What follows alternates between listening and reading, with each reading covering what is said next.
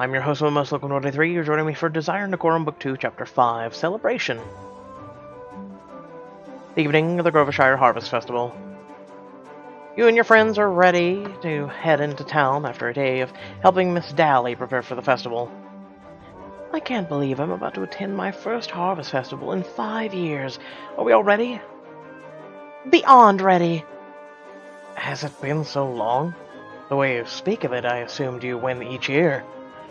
I used to, but when Mama fell ill, Not to worry, Bella. Today is your grand return.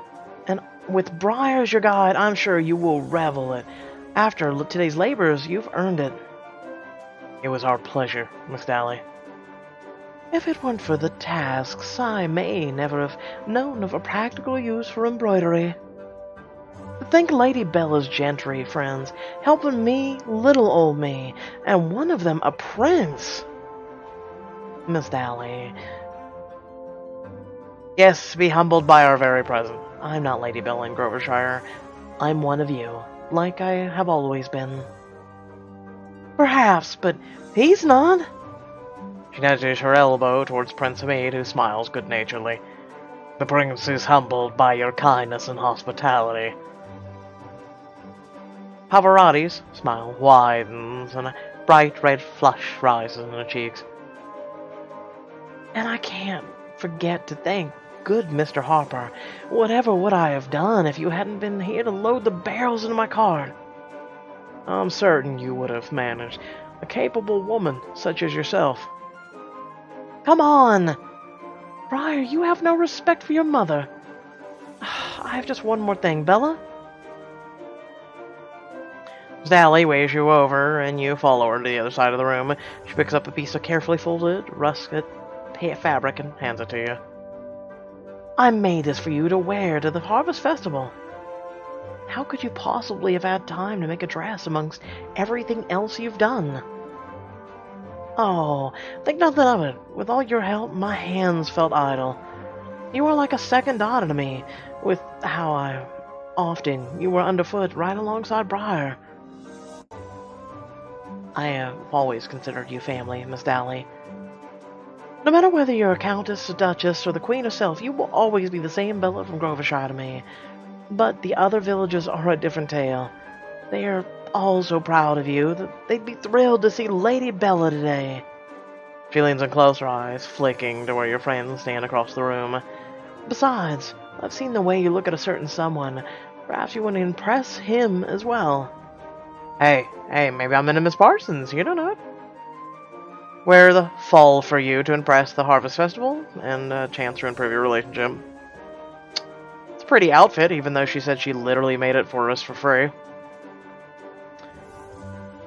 Empire Evening.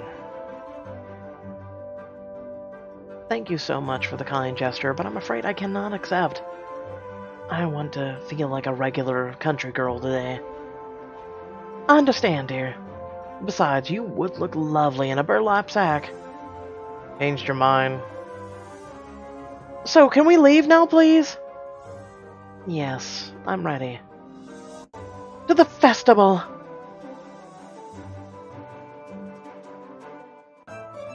A short walk later, you arrive at the Harvest Festival.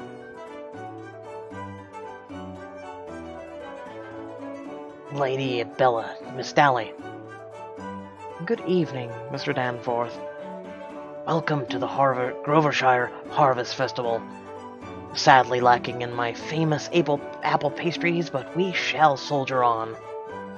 I'm certain the rest of your offerings are astounding, sir. So, are any of you planning to compete for the title of Harvest Queen? What is Harvest Queen? Only one of the Grovershire's most jolly traditions. Whichever townswoman participates in the most activities and wins the most challenges is appointed Harvest Queen. And gets to pick a Harvest King to rule at her side. The tradition sounds positively charming. I nearly forgot about Harvest Queen. The last time I was able to attend the Harvest Festival, I was too young to compete. Bella, we must enter. It will be just like when we were children, and everything was a competition between us. Why am I not surprised? Have you forgotten that I am still ahead after the mule racing incident of 1810? Alright then, may the best woman win. I look forward to a real challenge. If I win, it will be fair and square. Taking the high road doesn't get you any Harvest Queen points, you know. What about you, Miss Parsons?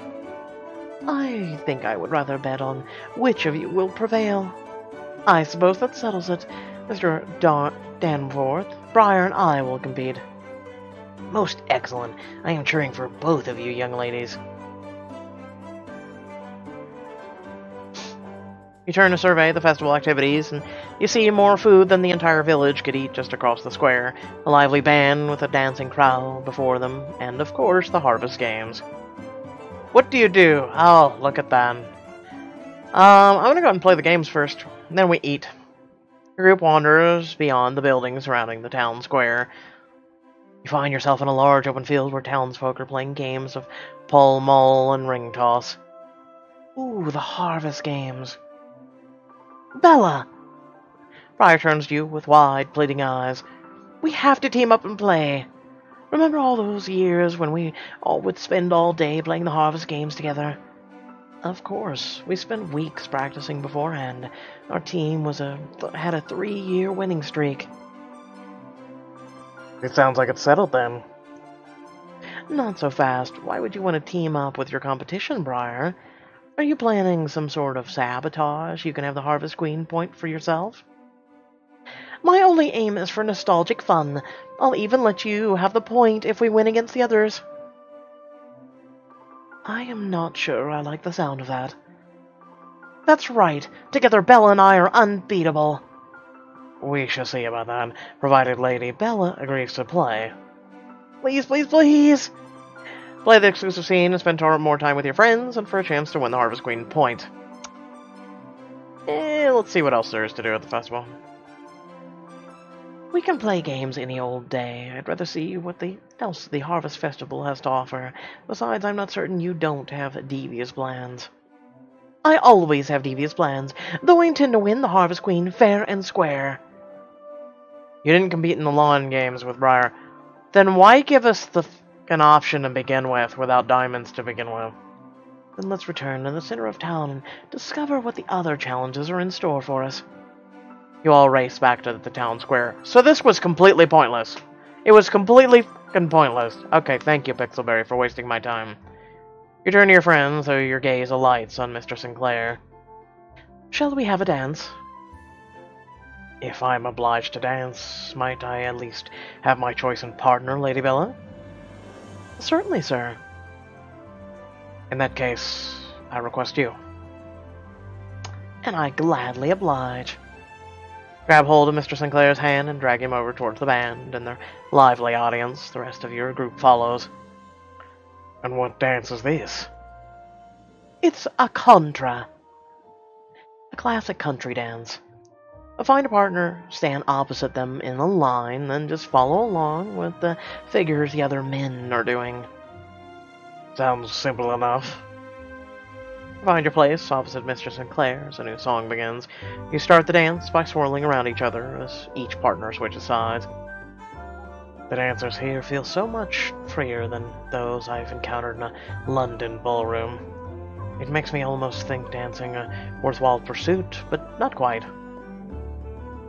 Might I remind you that you're the one who asked me to dance? There is much I can put forth or with, but if it allows me more time to bask in your presence. Mr. Sinclair joins hands with the two men dancing next to him, and they all raise their arms up as they approach you. Duck under their arms. You gracefully dip down as Mr. Sinclair's arm passes overhead, and then spin to face him. He turns on his heel, smiling. How are you so effortlessly elegant? Natural talent? After a few more twirls and figures, the songs come to an end. You curtsy as Mr. Sinclair bows to you. Then you both group back up with your friends. Your contra is good fun. Perhaps a bit too much fun. I find myself rather winded. I think I'd best sit this next one out. I suppose not everyone can be as expected to keep up with me. As you speak, the band begins playing an upbeat melody. Oh, I love this one. Oh, want to dance with me? Ah, Mr. Harper. Miss Parsons. Rensamine. Let's go with Miss Parsons. Not a diamond choice. Surprising. Miss Parsons, you simply must.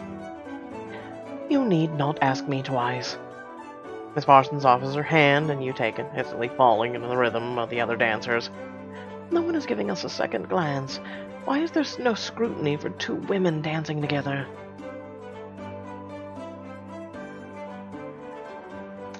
How can anyone look at you and I and think us wrong? Miss Parsons smiles coyly at you, and you trail your hand along her arm, letting it linger at her fingertips for a moment longer than necessary. I wish it were that way outside of country dancing as well. You twirl and curtsy your way through the rest of the song, and only joining back up with the others once it's over. I must admit, even I am winded from that last one. In that case, shall we see what else there is to do? Eat. Rawr. You and your friends meander over to the carts laden with freshly baked pies, tarts, steaming sausages, and fragrant spiced wine. Please help yourselves to anything that catches your eye. Thank you kindly, sir. I hope you'll find my goods to your liking. It's not up to my usual standards, as we only had enough apples to fill the apple bobbing bucket. Apple bobbing? It's, for the contenders for the Harvest Queen. The bucket contains mostly wooden apples and a few real ones. So whoever finds a real apple wins, I take it? Precisely. In that case, Bella, I challenge you to apple bobbing. Have you ever tried to apple bob wooden apples? I'm just saying. And I accept your challenge. You and Briar take your places in front of a large bucket filled with apples. 3, 2, 1. Instantly you plunge your head into the bucket. My tongue, I should bite a real apple. You bite down hard on an apple and arise from the bucket victoriously. Gobbit! Beg pardon. Spit out the real apple. I would never go apple bobbing. I'm not gonna bite into a wooden apple. That'd be a dick move. Drop the apple into your hand. I said got it. In that case, Bella, the point is yours. You may have won this battle, but you have not yet won the war. We shall see about that. 2-1. Actually, 2-0, actually. Unless she got points for the games, because we didn't compete. You and Briar both dry your faces off and wave goodbye to Mr. Danforth as you continue down the row of food carts. So, what do you all think of the fair in Grovershire? The cherry trifle makes me homesick in the most delightful way. I recognize many of these dishes from London, but there are so many I've never seen before. What is this? Zameen points to a plate in Miss Dally's display. Good evening, dears. Care to try a piece of my walnut pie? Please. Take a bite. Bite into the flaky crust and taste the comforting flavor of Miss Dally's signature pie. Miss Dally, have you ever traveled to Ottoman Empire? No. Why ever do you ask? It's as though you've reached across the continent and plucked my favorite dessert from my mother's oven. They have walnut pie in the Ottoman Empire? Not as such. The texture is a bit different, but this pie tastes of baklava. Ah, yes, there is a difference. A little difference, but there's a difference. How peculiar a coincidence. If it is as similar as you say, I should not like to try this baklava for myself. You would? I admit that I have a taste for sweets. So, you do like something frivolous after all. And I hadn't thought it possible. You've removed my mask and revealed me for the vacuous man I truly am. After finishing your slices of walnut pie, you bid Miss Dally a farewell and scan the festival for your next activity. Suddenly, Briar's eyes light up, and she pulls you towards the fountain. Hey, what? You see Miss O'Malley standing by the fountain's edge. Miss O'Malley, Bella and I are competing for the Harvest Queen. Do you have a riddle for us? For the uninitiated, Miss O'Malley has been bewildering townsfolk with her riddles for years, as long as it's timed, I got it. And this year is no exception. Miss Dally, can you tell me what flies without wings and cries without eyes? Oh, I know this one. Shush, don't give Briar the answer. Briar deliberates for a moment before a satisfied smile breaks across her face. It must be a cloud. Oh, how clever. Very good. Now, Lady Bella. Mr. Isles has 4 daughters. Oh, Mother of Christ! Don't do this. Don't do that math bullshit with me. That's 4 daughters. Each of his daughters has a brother. How many children does Mr. Isles have? I hate you so goddamn much. Certainly a handful. 8. Each of the 4 sisters has a brother. That's 4 brothers, 8 children. Psst. Oh. I told you, don't give me these math things! It's so stupid! Each of the 4 brothers share a single brother. The correct answer is 5. I'm still 2 to 1. Oh, I thought I had it.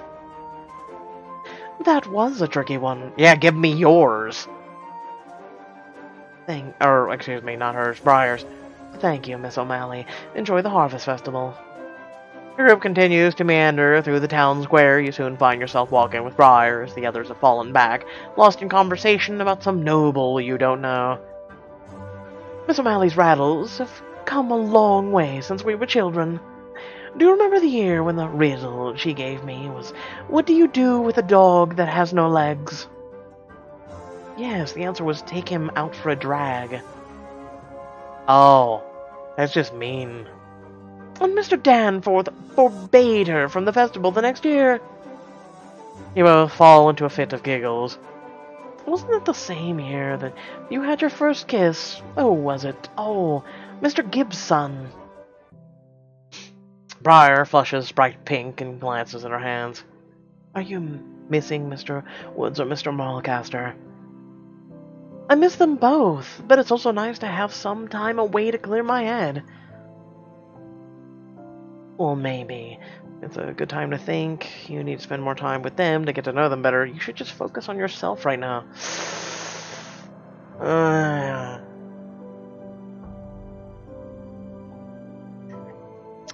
Had to take a sip of coffee. Clearly I'm off today. It's good to have some time to think, actually. You should take advantage of this time to really think about them both. About what being with them would really give and mean. I know you're right, but so far my thoughts haven't become any clearer. Perhaps more time will help. Ira perks up a bit, her eyes brightening. Part of me wishes one of them were here, so I could finally take advantage of the hayloft. You mean the hayloft? The kissing hayloft? Is there any other? Now, I may be unable to enjoy it, but that doesn't mean it should go unused. I can think of someone else who could use that privacy. And diamond choice. Glance back at the group trailing you. One of them catches your eye. Go to the hayloft in Grovershire to get some time alone with someone. No. Stay at the Harvest Festival. It's your wish to sneak off to the hayloft. I'd rather stay at the festival. I suppose you can abscond with your paramour far more than often than you can watch me win the Harvest Queen. Yes, I couldn't possibly miss that. Oh, actually, I will be at the crowning ceremony at the time. Don't get overconfident now, Bella. Girl, I'm 2 to 1. You see a crowd forming around Mr. Danforth's cart. Gather round. Round. It's time to crown this year's Harvest Queen. This is it. The moment of truth. More like the moment of Bella's defeat. The title of Harvest Queen is a great honor bestowed only on the Grovershire's finest young lady, and this year's winner is Miss Dally. How? How? So she gained points by going to the games, because I didn't. I'm assuming. I don't know what... Who done math? Math who done where? We got 2 points. Remember, we got 2 points. She got 1 for the riddle. What? What? Okay, cute. Well, well, well. You'll never even the score with me now, Bella. Unless I win 2 years in a row, or beat you to death, or kill you. Briar. You'd better watch your back. I'm going with that. This challenge may be over, but there are more yet to come. In that case, I look forward to beating you again. Briar, you may now select your Harvest King. Briar scans the crowd. I pick... Mr. Woods? The entire crowd follows your gaze to the edge of the square where Mr. Woods stands, bearing a regretful frown. May I present Dowager Countess Dominique of Edgewater? What? Oh, great, they followed us all here. Your grandmother comes into view from behind Mr. Woods. Her posture is precise and her expression quite cross. I demand to speak with my granddaughter at once. You hesitate for only a moment before making your way across the square and out of earshot of the curious onlookers. Hi, Grandma. Lady Grandmother, I don't want to hear it. Bella, you must return to Edgewater and Duke Richards. He's extremely worried for you, and I can imagine why you would put your own fiancé in such distress. Because I hate him. Heat rises in your cheeks as your anger grows. I simply can't stand him, and there isn't anything in the world that could make me marry him. The wedding is happening. Why do you still resist it so? The wedding can't happen if I resist. I'm just saying, I could give a shit less about your Edgewater. You know what? Why don't you go marry? Because Duke Richards is terrible. I tried to tell you that at the ball, but you wouldn't hear it. They acted appallingly towards me at the St. James Opera, but you would be aghast at the things he said to me in private. Your eyes flick to the onlookers who have been pretending not to inch closer throughout in conversation. There is more that I dare not speak in public, but suffice it to say that he is dangerous. I was unaware about his misbehavior at the opera. What else? No, now you give a shit. Because you're in front of all the people. Your grandmother's words trail off as she glances at the crowd nearby. She takes a step closer to you, lowering her voice. He may very well be dangerous, but he is also powerful. I'm sorry to say it, my dear, but it's too late to back out of the engagement. No, it's not. Yes, the Duke has made that very clear. He could destroy your reputation beyond repair, and with it your chances of taking Edgewater. The Queen having given her blessing, our hands are tied.